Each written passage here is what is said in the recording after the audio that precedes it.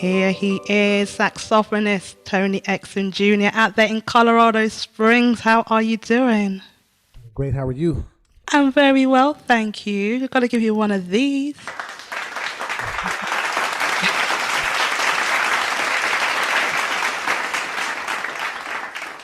Thank you so much. I appreciate it. How's You're very everybody doing? welcome. We're going to need some volume on your mic. How about that? That is beautiful, thank you. So I'm loving your setting. Where exactly are you?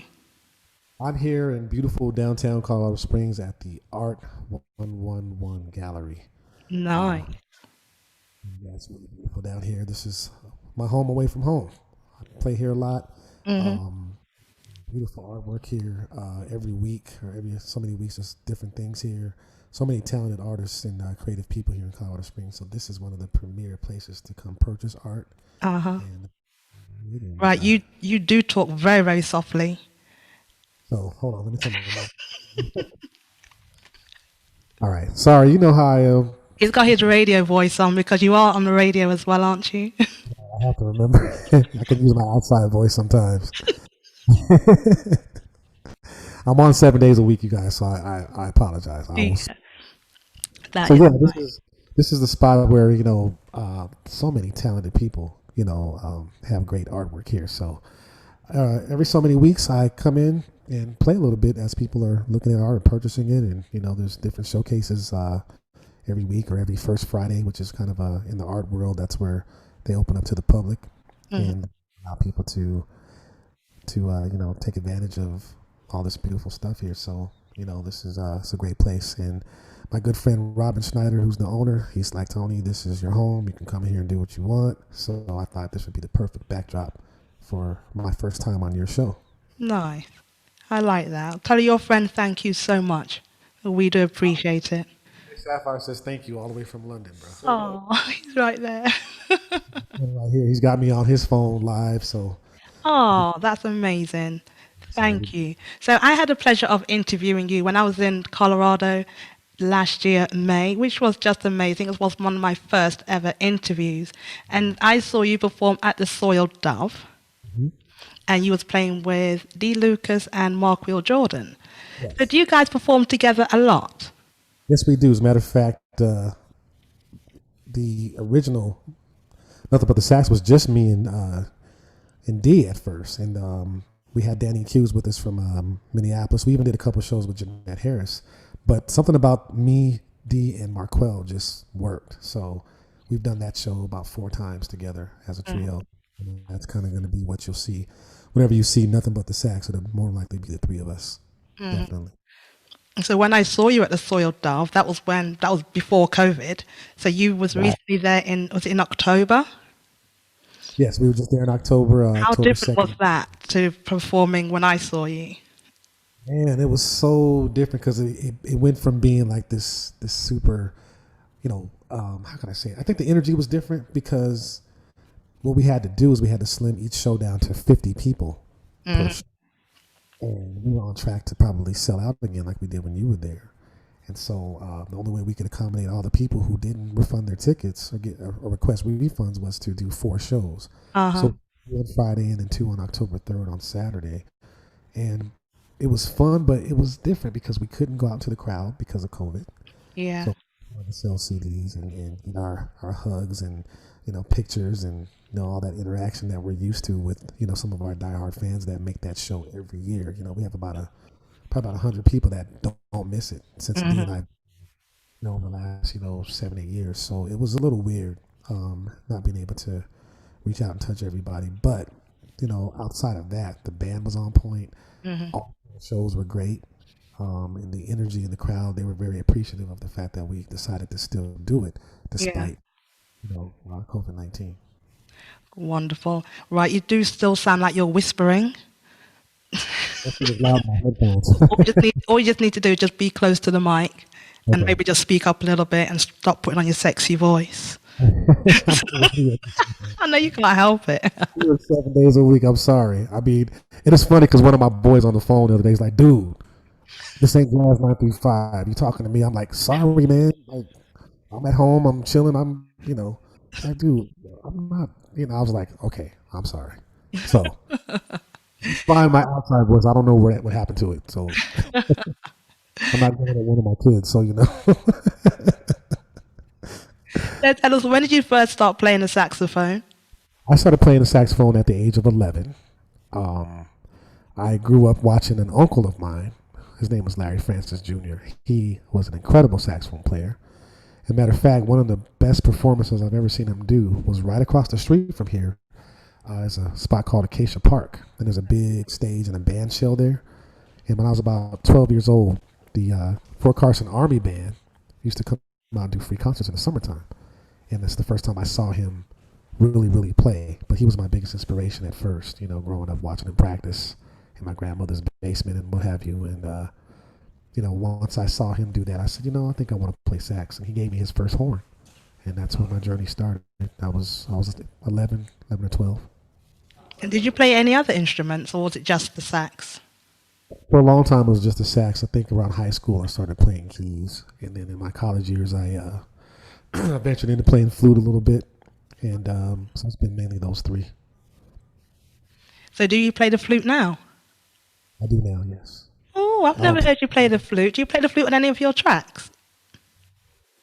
This new record, you'll hear a little bit of that. I'm still because I stopped playing the flute for a while, so I'm kind of trying to get my flute chops back. So I'm not confident yet to play it, but on the record, I can do it in the studio when no one's looking.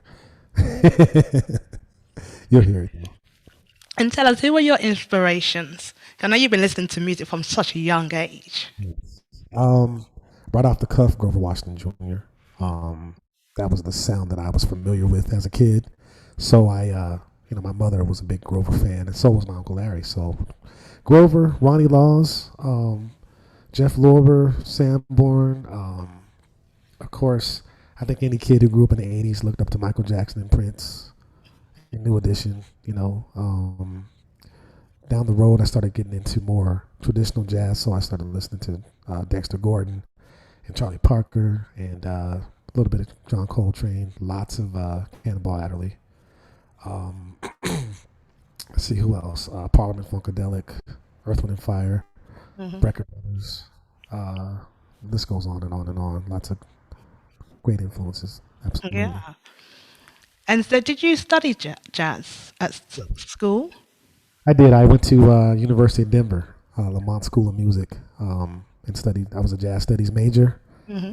That's kind of where I really got a lot of my training and lots of great moments in music from being in that environment. So that's a And did you big. used to play traditional jazz as well? I did. Ooh. Not very often, but I can have my moments when I get a chance to do it. I'm trying to do it a lot more, and honestly, when I study, that's what I study. I study transcriptions. I study, right now I'm really into Cannonball Adderley and Kenny Garrett, people like that. So Hmm. a guy named Chad Lekowitz Brown, who's like a really big jazz educator right now. Really digging him a lot too. So, I think a lot of us, that's kind of a common thread, among saxophone players in particular. Uh-huh. Is we play what's considered smooth jazz, but we study and admire and emulate our, straight ahead heroes.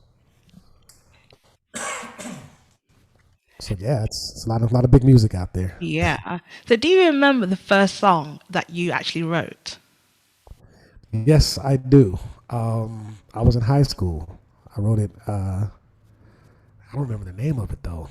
Um, it's my senior year. I wrote a song. I was on the piano in one of the rehearsal rooms. We had a pretty big music hall in my school, and then the back of it, there was like three little practice rooms back there. They all had like really bad pianos in there. They're all broken, out of tune. But I would go back there and I would, on my lunch break actually, I would be in the band room practicing, you Hmm. know, and playing. So my senior year, I had an after school job, so I got out of school at technically at 10:30 in the morning. So I would just hang out until it was time for me to go to work. So I spent a lot of hours back there, and I'm trying to remember the name of that song. I don't remember it at all. I assume it's a song you don't play anymore. No, I haven't played it in years. I might remember the melody. It'll come to me, I'm sure. Okay. So maybe we should get a song from you right now. Okay. What's the first song you're going to do for us? Um, I'm gonna play. and Isley Brothers too. How about that, ladies? Yeah. For the ladies, huh? Well, after what Dominic just did, I got to do something. That young brother, I'm like, oh, how am I gonna follow that? No, Dominic's my. That's my homie right there. That's a very talented young man, though. Yeah. I was watching, like looking through my song list, like, oh, no, it's okay. Healthy competition. He's on his way. So Dominic, if you're watching and listening, man, we got to get together because he's gotten so much better too. That's the thing. It's scary. Yeah. His improvement is ridiculous. I'm gonna play for you guys. We're gonna go back to a special song. When I was a little boy, this song used to come on the radio, right? And it was a few years old by then. But I told my mom, I said, Mom, when I get big, I'm gonna play this song for you. No. I got a chance to do it one time, so this is a little bit of a funkier version of this song, but I'm gonna play "For the Love of You." Oh, beautiful. This is the Candy Dofer version.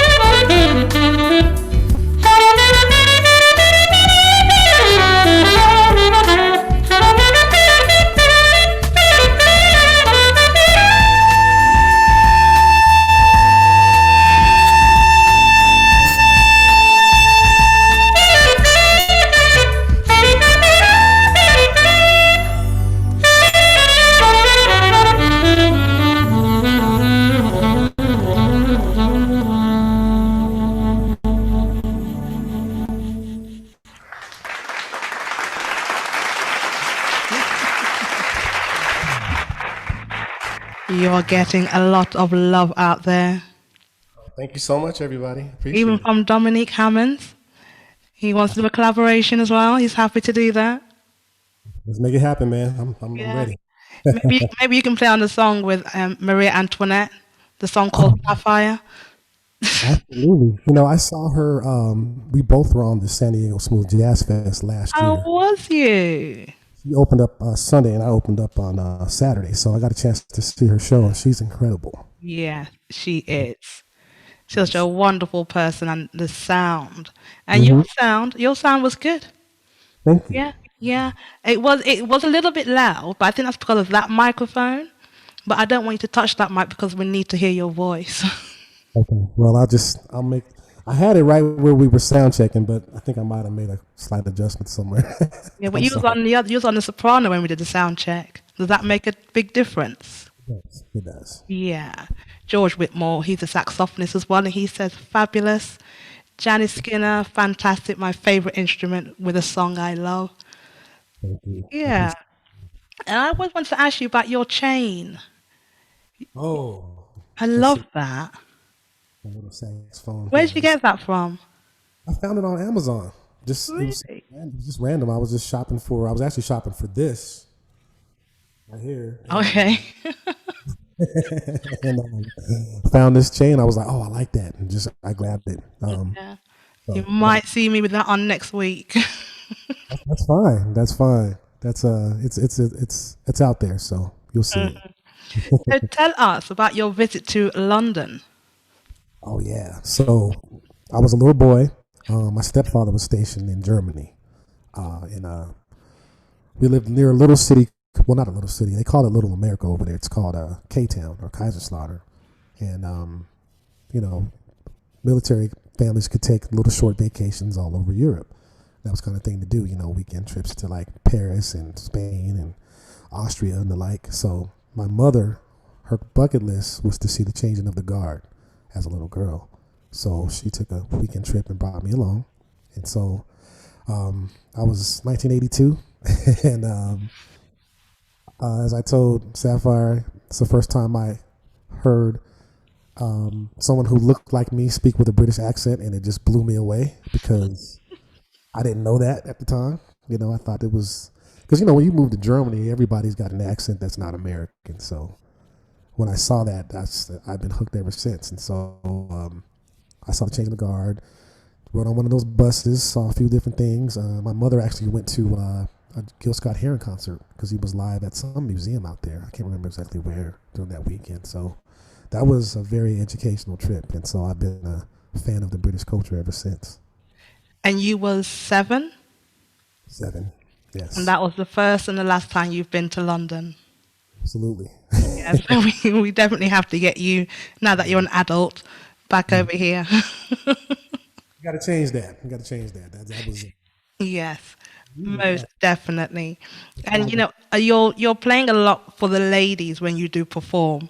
So do tell us about your experiences when you go into crowds and the women's partners. How do they react to that? Some guys are like, "Get over here." You know, one guy who's like, "Nope, nope, not tonight." And I mean, was serious. Like his arm was like 10 feet long because he was not letting me walk past his table. And I'm looking at him like I'm in the middle of a song, so I can't react. I just kind of made my way around. But the reason why I was going his way because it was easier to go that way than to go the other way. But he had a scowl on his face the whole night because his lady was a fan, and she told me later. She said, "I told him you want to get out of the doghouse. You take me to go see Tony Exum Jr." And he obliged, but he was like mad about it, and so we shook hands later, and he was cool. But for some reason, when I was going over there to play for her, he was like, "Nah, I'm not having it." That happens from time to time, but most of the time, the guys are like, "No, please come here," and the cameras are out, and Yeah. it's a cool experience. So I try to be careful with that because if I notice that a young lady's with her significant other or what have you, so I kind of watch and see if I can get a vibe because I don't want to offend anybody, and I certainly don't want to cause problems for that fan later. It can get ugly. So the gig that I saw you at, and you brought a woman on the stage. Do you do that a lot at your events? On my concerts, I don't do it on every gig, but a lot of times on my concerts, I'll do that. In lieu of walking through the crowd, I might Hmm. just pick someone out, or I may pick five or six ladies and bring them all up on stage and put stools up and do the whole thing. Especially if there's birthdays out there, I've been known to like get all the birthday girls up to the front of the stage, and I'll play happy birthday for each one of them, or Yeah. something. But it's nice when you have that interaction with your crowd, Yeah. because I think, the smooth jazz crowd are such wonderful, kind people, Hmm. and they appreciate what you do. So, Yeah. I would have loved to have got up on that stage, but I was a bit too far away. I'd have to knock some people out of the way to get there. I had to tone it down because my mother was in the audience that night, so I had to. I forgot mom was right there, like right there. Of course, my sister's looking up at me like, whatever. That's that's just kind of how it is sometimes when family's around. But Uh-huh. yeah, that was a very very. She's become a big fan, and matter of fact, that same young lady got married just this past summer. Oh, I was honored to play at her wedding and her wedding reception. So oh, that's beautiful. yeah, Yeah. So, are we going to have another song from you? definitely. Yeah, what's the next song going to be? Let me see here. I'm thinking. I'm gonna play another one from. I'm gonna go back a little bit to my very first album. It's called Finally. It came out back in 2010. And what was that album called? Finally, Finally. and this song was actually a remix of my very first release that I ever put out ever. It's a song called Sweet Conversations. The original version is out there somewhere, but this is the one that I still play live to this day. Wonderful. Just one mic here. Some people don't realize I'm on. I actually have T.E. Heartbreak lined up to play next off that same album. See, I was gonna play that one live, but that's cool. I'll let you play that one.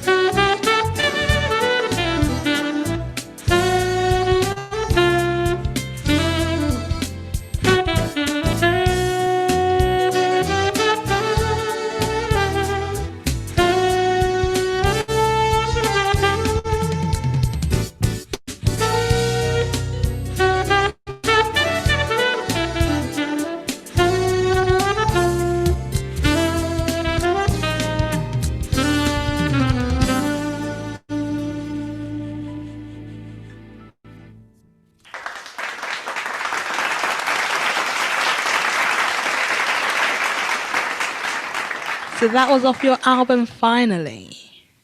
Yes, that How was many from the. albums do you have? Officially, I have two albums out, and I have a whole lot of singles. And Uh right, huh. right now, after a number of years, Can we about to turn up your volume, please? I'm about to put out the third project. So Ah. And have you I'm got a title for that yet? yes, I do. It's called something that way I describe my music, Rhythm and Smooth. Mm. Rhythm and Smooth Volume One is the name of the new album. So it must be quite hard coming up with the title of the songs and then the title of the album as well. Sometimes it is. Sometimes it just hits you. Other times you change titles, or it's never really a random thing with me. It's usually there's a reason for a purpose or a reason why it's called what it is. So Uh huh. that's So kind of really your album, The One, yes. what The was that one about? um, that was about as we were. I didn't title it at first. It was like I was looking at the song titles of what we were working on, and I thought, man, this is all about the love journey of love, like finding the one, because songs like I found her, and can you stand the rain, and should I trust, and love's all right, and you and I, and all that good stuff. So I thought this is about the journey. So when I got the track for the title track, I said, okay, this is the title song, and it just fit perfect. So that's what the whole album is about, with the exception of maybe one song. It's pretty much And about when that. when was that released? That was released originally in 2012, and then I re-released it a slightly different version in 2014. All right, because I only heard that for the first time last year. Right. Yeah, it's been out for a while. It did pretty well, but sometimes when you're an indie artist, you're always being discovered by new people. So to them, it's brand new. But So yes, do you find that you are performing a lot as a result of your albums or more because of just who you are? um, I think it's for me. It's been more about just having been a live performer for so long. I want it to be eventually about the music, but that's something that I think you'll hear with this new project. But at least on the national side, it was more about the records. But here locally, it's all about just from being around here and playing for so many years. Because there's a festival that you perform at in Colorado, and it's got a lot of smooth jazz and soul artists. Yes, What was it called? the Winter Park Jazz Festival. That's the one, yeah. Because I was hoping to go to that with my good friends who live in Denver, Lavonia and Vince. I wanted to go there with them. I just couldn't afford it, which is why I didn't go. But you've performed at that a few times. Yes. Last year was my first time as a solo artist completely to be there, and that was a big deal. That was a great show, and long time coming. A lot of people have been saying, Tony, when are you going to play Winter Park? And it seemed like every year they would never consider it, and then finally it happened. So it was a big deal for me, kind of a homecoming a little bit. Being from Colorado, people were happy to see that, and I was happy to be on that stage. And it's a very sometimes difficult thing to open a show. So, I treated it like as if I was a headliner, and we had a ball. So those 45 minutes were incredible. So who else was on that stage with you that performed? Was it Kindred Family Soul there? Major Family Soul, Eric Robinson was there that year. Marcus Anderson and Adam Holly together. The Summer Horns were there. Let's see who else. The Sax Pack, Oh, yeah. Boys to Men, and let's see who else was there. Trying to remember Sunday show. Darren Ron was Oh, there. yeah. Darren opened up on Sunday, so it was pretty star studded, I think. And when you do those kind of events, you get to meet these other artists. Do you kind of speak to them to maybe collab with them? Yes, I had a very, very great one-on-one conversation with Kirk Whalum. That Ah. that was a memorable moment, and I had a chance to sit back and chat with Gerald for a while. We had this great conversation. Me, Gerald, Greg Goodlow, and Darren. Gregory wasn't playing, but he was hanging out, backstage with us, and so those are the moments that mean the most. And a lot of times collaborations do come, or you get to reconnect. Like Marcus Anderson and I hadn't seen each other in years, so we got a chance to kind of rekindle, our connection. And I got reacquainted with Dave Koz, and I met Kenny Lattimore because he was with them too. And so Hmm. it was great. I knew Eric from coming to Denver so much. I know he's been to Denver a few times, and I was really excited to meet Kindred Family Soul because I'm very big fans of theirs. And so that was awesome. Great weekend. And so a lot of your events that you perform at in Colorado, are they outside venues? Most of them, or outside events? Lately, yes. Lately, Oh gosh, yes. yeah, I guess right now. Like this year, here's the really interesting thing.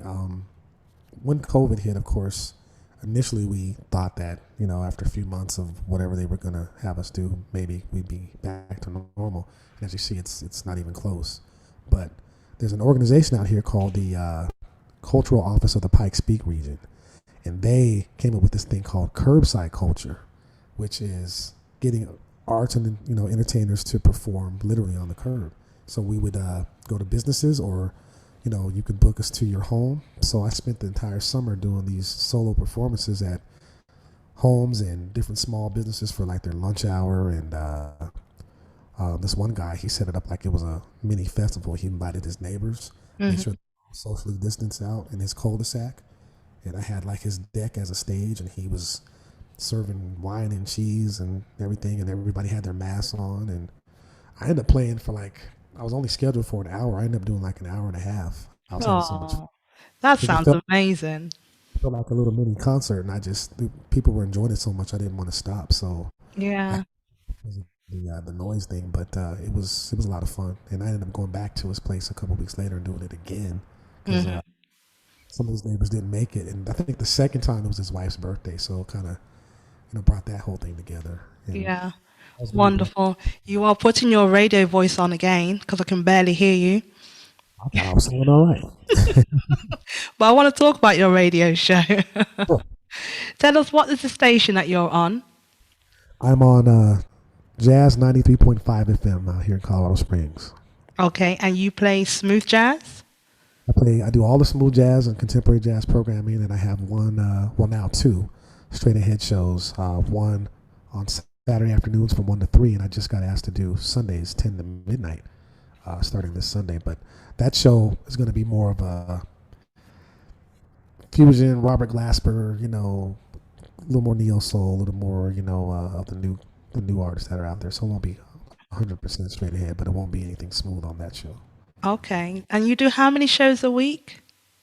I'm on every day. So right now I have three separate shows. So Sundays, it's called the New Generation of Smooth Jazz, and that's where I play people like myself and Dominic, and the new artists and people that you know. So Hmm. kind of starting from like Mike Phillips on forward, Yeah. which I refer to as the new generation. And then on Monday through Friday, I have a show called Lanyap. Now, the word Lanyap, I heard growing up, on my mother's side is Louisiana Creole, as they call it. So Lanyap means a little something extra or something extra. Hmm. So my programming on that show is smooth jazz, but a little bit more. So live recordings and some R&B, some neo soul, some funk. And then I do my slow jam show on Thursdays, which is all slow jams, all quiet storm type stuff. And then Tuesdays I do classics, which is like giving you kind of a history lesson of where smooth jazz came from. So I dig deep into like the Grover Washington, George Duke, Tom Scott, Bob James, David Sanborn, Brecker Brothers, early Najee, early George Howard, uh, early Jeff Lorber, Noel Pointer, like Dominic was saying, I play him because Oh, people don't remember him from the '80s, but I do. So I play his stuff, and you might hear like some weather report every now and then, or something more on the fusion side of things. But that's Tuesday nights. So Monday, Wednesday, and Friday, I play mostly new stuff, and that's where you hear the Geralds and the Boney James and the Norman Brown and that kind of thing. So it's a little mhm. bit of separation from the other show. So how do we get to hear your shows? Is it Uh, online?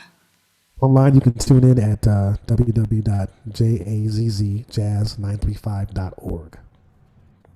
Wonderful. And what times? Are you on various times? Yes. I think whatever So, time it will be in the middle of the night for us. right. So Sundays I'm on from Mountain Time 1 to 3 p.m. which I think is like what 9 to 11 p.m. for you in 1 London. p.m. in the afternoon. Oh yeah, that's only 8 o'clock for us in the evening. So yeah, so basically Oh, Sunday nights from 8 to 10, and then Mondays that's when it's going to get late. So on Monday, Tuesday, Thursday, and Friday I'm on from 8 my time to 11 p.m. my time. right. That's like first thing in the morning, I guess. Yes. Wednesdays I'm on from 9 to 11, and then Saturdays is the same as Sunday, 1 to 3. Hmm. And first thing in the morning on Monday for you guys, Sunday night for me would be 10 to midnight, which starts this Sunday. I just found out yesterday I'm doing Right. that. I think it's amazing that you can do 5, 6 shows a week. Yeah, it's a job. It gets I have Oh, an you emotional get paid for it. I Yeah. I'd do it 5 days a week as well if I got paid. volunteer. I'd probably do 1 day a week for 2 hours, but give me just a second. I'm gonna plug in my computer so I don't shut off on you guys. Hold on. Okay, should I play a song while we wait? Yes. What's the song you said you wanted to play? I was going to play a song. Um, oh, actually, I was going to play T.E. Heartbreak. Perfect. Or maybe I should play Your Eyes, Your Lips, Your Smile. Let's play that one. I like that one. You like that one? Yeah. Yes. Okay. Did you need to do something? Yeah, I'm just gonna plug in my Yeah, computer. go for it. Let me play this one while you do that.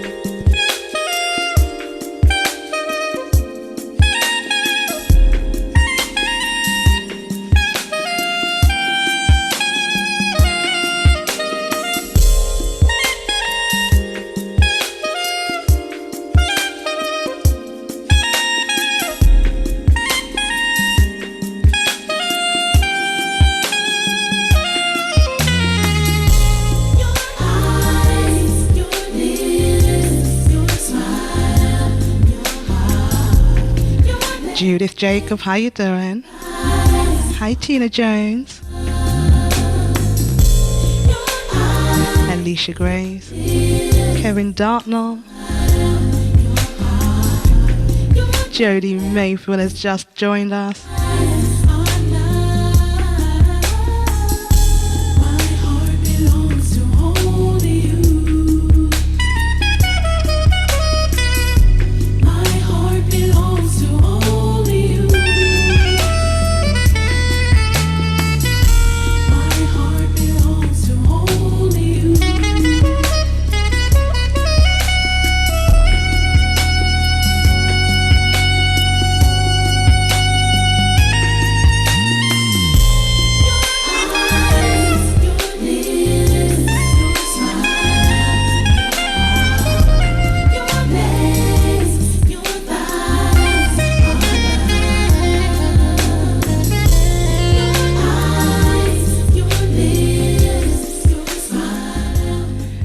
is a great sound of Tony Exum Jr. Your eyes, your lips, your smile. How sexy is that? Thank you. Did you write that one? Yes, I co-wrote that with the great Julian Vaughn. He actually produced that for me. Ah, I love Julian Vaughan. Tell him I said hi, won't you? I will. I will. Yeah, he's cool. So we only have 10 minutes left. Oh, okay. Yeah. So Sandy T kind of sent me your link to your Jazz 93.5. Mm-hmm. He says you have a cool website, so I need to check that out for Yes. sure. My And website. are you going to be able to play us another song? Yes. Yes, absolutely. Absolutely. What's the last song you're going to play for us? I'm going to play a song that was a nice little radio hit for me last year, and it was produced by a great artist by the name of Joel Del Rosario from the Bay Area in California, and it's called My Name's Tony. Oh, brilliant. All right. I get to pull out the soprano this time. Okay. Let's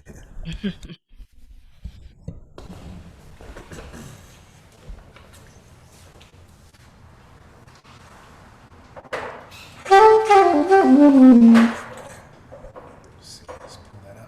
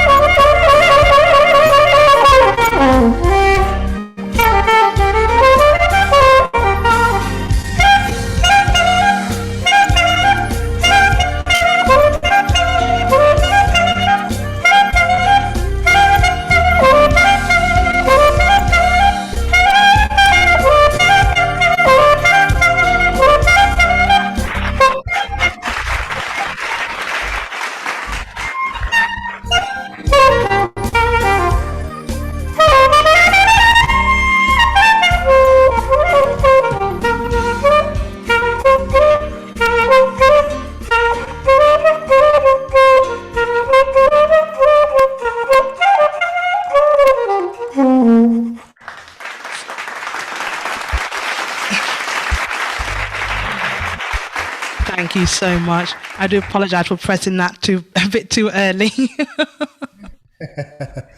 That Again, is My Name's Tony. yes, And thank that you when so was much. that released? That was released originally back in 2018, and it got on to radio the early in 2019. So, Hmm. wow, but that song's still doing well for me. Fantastic. So tell everybody how they can get your music and where they can find you on social media. Yes, you can find me on Facebook.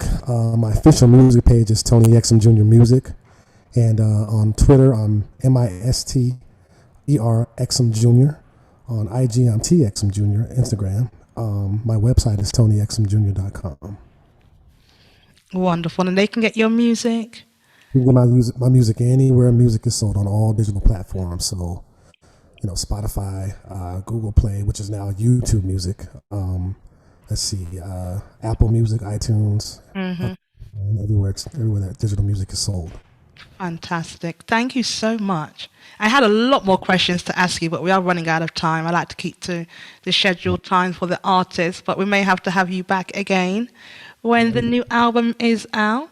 Yes, yes. Yeah. And that's going to be next year. Next year is going to be. It's looking at March for sure, March 2021. So Oh, I'll let you know. brilliant. Hmm. Yeah, we'll definitely be in contact again. But we're Okay. going to be really good friends now. I can see that. Absolutely, absolutely. Yeah. We're going to do a lot of work together. So thank you so much. This is everybody giving you a big round of applause right now.